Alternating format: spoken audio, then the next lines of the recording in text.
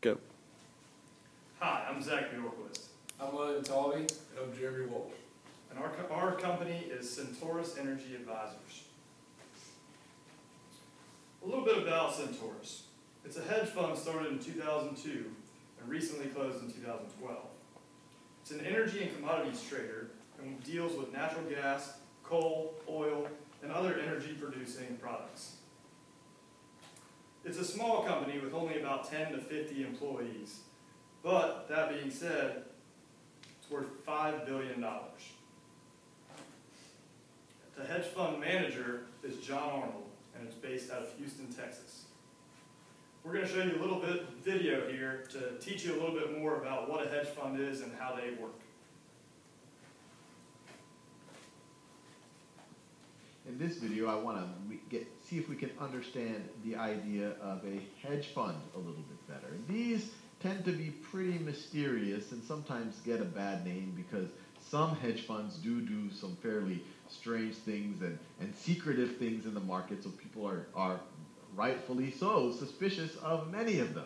But the real difference between a hedge fund and the types of mutual funds that we just talked about are that they're not regulated by the SEC.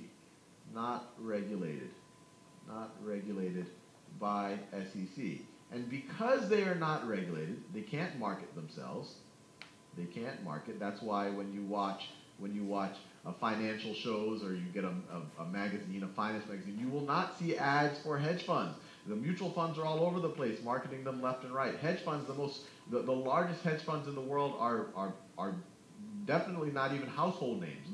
Very few people even know what those largest hedge funds in the world are, and that's because they can't market themselves, no matter how good of a track record or really how reasonable of a fund they might be. Some might not be reasonable, some are. They can't market themselves, and they also can't take money from the public. Can't take money from the public. So in general, in order to invest in a hedge fund, you have to be an accredited investor, which means you have a certain net worth, or maybe you have a certain income, or maybe by virtue of your education, you can prove that you have a certain level of sophistication to invest in these things that aren't regulated. You I guess, don't need the SEC to watch your back.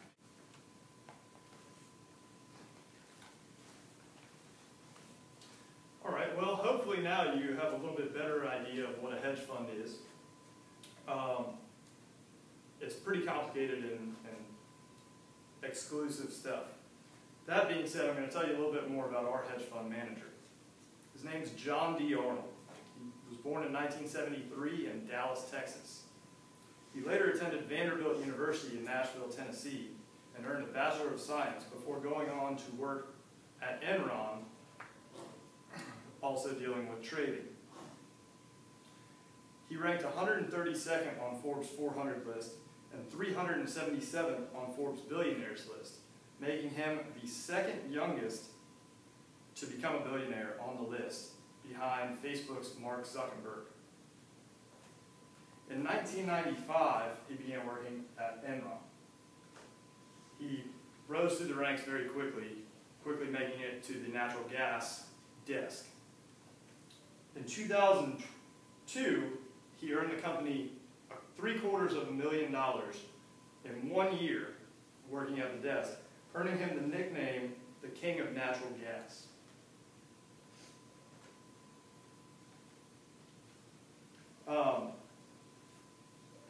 In 2002, after the Enron scandal, he received an $8 million bonus for what he did for Enron. When the scandal happened and Enron closed down, he took this $8 million bonus and began his own company, Centaurus Energy Advisors, dealing in the trading of natural gas, coal, and oil. The $8 million quickly rose to a $5 billion company in 10 years. And in 2012, he closed the Centaurus hedge fund and retired a billionaire with $3 billion of net worth. A little bit about entrepreneurial qualities. To be a good entrepreneur, you need to be a good leader. You need to have the drive, the motivation to succeed on your own. It's a little bit different from being just a manager, just looking over people. To be a good entrepreneur, you have to have the ideas and know that you have what it takes to get there. Looking at John Arnold, singularly motivated, result-oriented. He built himself from the ground up, and at 38 years old, he retired the king of natural gas, turning an $8 million bonus from Enron into a $3 billion net worth to retire. Arnold's mission as a hedge fund manager and trader was to make the best decisions for the greatest return on all his investments. And that's really, that's his whole job as a hedge fund manager and trading people's money. People are giving millions and millions of dollars to Arnold to trade for him, and they're trusting him with that money and trusting that he doesn't make the wrong decisions and lose their money. And with sustainable green energy, since they're just a hedge fund trading company, Arnold's main sustainable green energy initiatives were trading natural gas and other green energy power sources on the international level.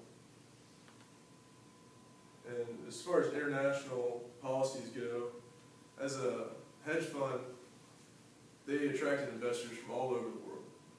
And it was companies and just high net worth clients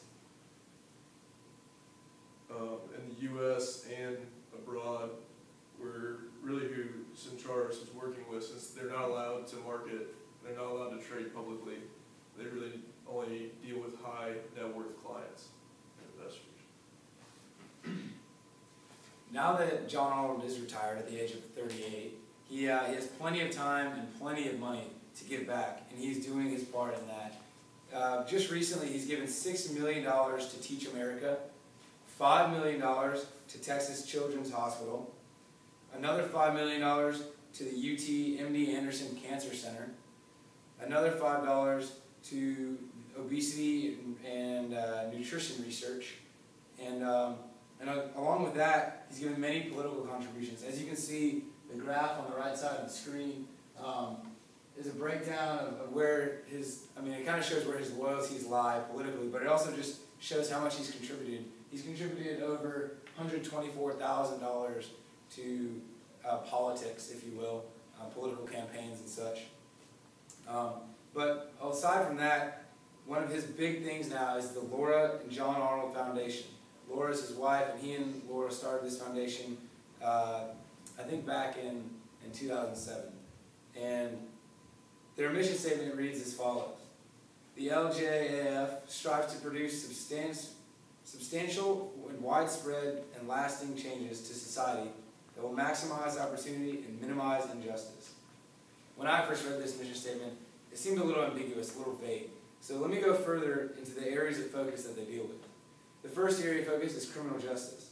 In the criminal justice area, they strive to increase public safety and reduce crime. They want to do this by optimizing the use of the public dollar. They plan to initiate and support innovative, substantial, and lasting reforms that propel the creation of such systems. So through innovation and their dollars, which they have plenty of, they want to decrease crime and increase public safety. They also have a K-12 initiative to inform young children and students about their initiative in the Laura and John Arnold Foundation. They have three kind of platforms in this K-12 initiative. This is for more high-quality schools and educators, more active public engagement, and creating an environment of innovation. Because these students, young minds, innovation is key to the future, and teaching them and making them aware is really where the foundation will grow. Their third area of focus is public accountability. In this area of focus, they strive to improve the efficiency of the public sector. And the last area of focus is research integrity. This is aimed at improving the reliability and validity of scientific evidence across the fields that inform governmental policy, philanthropic endeavors, and individual decision-making. This is just really to basically keep everything in check and not let people believe everything they hear and really have some validity behind their research. Moving along, social networking, or I should say lack thereof, with John Arnold's hedge fund. due to the nature and exclusivity of a hedge fund, they don't really like to pursue a lot of social media aspects. They virtually use 0 forms of social media. Their LinkedIn, their Facebook, even their website is vague, if even existent. But like I said, all clientele have an extremely high profile, high net worth, and they kind of like to be in the backgrounds. They don't want their money being flaunted around, and they just want it working for them, doing its job, and they like to stay out of the limelight. And so, a little pun that we found, an anonymous quote, if you can, take this little joke. If you have to ask, you probably can't afford it. So that just kind of proves the exclusivity and high profile of all these investors. Economics and longevity. This is kind of a weird spot for this hedge fund. It was very successful. If you look at the numbers, it was successful for years, 10 years. It was always doing well. They only had one down year, which was in 2010, and it wasn't a horrible year, it just wasn't a great year. He retired at 38 years old. He retired a billionaire. The company was worth billions of dollars still. It's not like it went bankrupt. It could have continued on. He just decided it was time for him to move on. So as far as economically, he did well. $750,000 at Enron. Took that, got his bonus for $8 million, created a $5 billion company dealing with billions and billions of dollars, and just decided to move on. So economically, it was sound, it was very good, but as far as the longevity goes, it just wasn't time for him to make a change. Well, that was a little bit about Centaurus Energy Advisors and a little bit more about John Arnold. Just wanted to kind of go into how John Arnold ran his hedge fund and worked at Enron, and the fact that, there's really nothing that he did wrong. He ended on top. He just decided to move on from he built up $3 billion in net worth, decided it was time for him to move on. So as far as managerial and entrepreneurial skills, I think he did everything correct. Yeah, I agree, Zach, and I think you probably do too, Jeremy. As a striving entrepreneur, and to kind of play the role of a business manager, put myself in issues, I don't know if there's anything else I could have or would have done any better. The money and the numbers speak for themselves, and the hedge fund being as exclusive as it is, I don't have a whole lot of knowledge in that, and so I think that John Arnold did the best he could possibly do. Yeah, I don't really have that much knowledge in any kind of investing, but from his platform where he came up through Enron from just like at the crude oil desk or whatever at the bottom of the ring, and then moved his way up until he was one of the top people in energies and commodities. Then he started his own hedge fund when that collapsed, and took it from 8 million to 5 billion. That's substantial numbers right there. It is, and like you said, think about, I don't know how somebody, as you said, the numbers speak for themselves. I don't know how somebody could say that he wasn't successful in the fact that he took an $8 million bonus, which he got for being successful, and turned it into a $5 billion hedge fund company managing the upper echelon of society's money. That's pretty amazing. And I also kind of like what he's doing now. He didn't just bow out and say, I'm done. He's still a public figure, and he's giving back, as we talked about earlier. So yeah, I think he thinks that now it's somebody else's turn to make themselves. And as you talked about the philanthropic stuff that he's doing, it's very admirable, and he, like you said, staying a public figure, that's key. He's doing good things and allowing for other young entrepreneurs to look up to him and aspire to become that.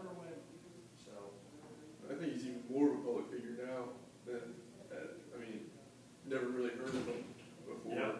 Now he's doing all that philanthropic stuff, and that's really probably put him out there a lot more. Exactly. So all in all, I think you got to look at this guy as a success, even though he's not still in the business. It's because he already succeeded at it. He's moving on to bigger things at 38 years old. So, well, thank you guys. This has been our presentation on Centaurus Energy Advisors and our entrepreneur being John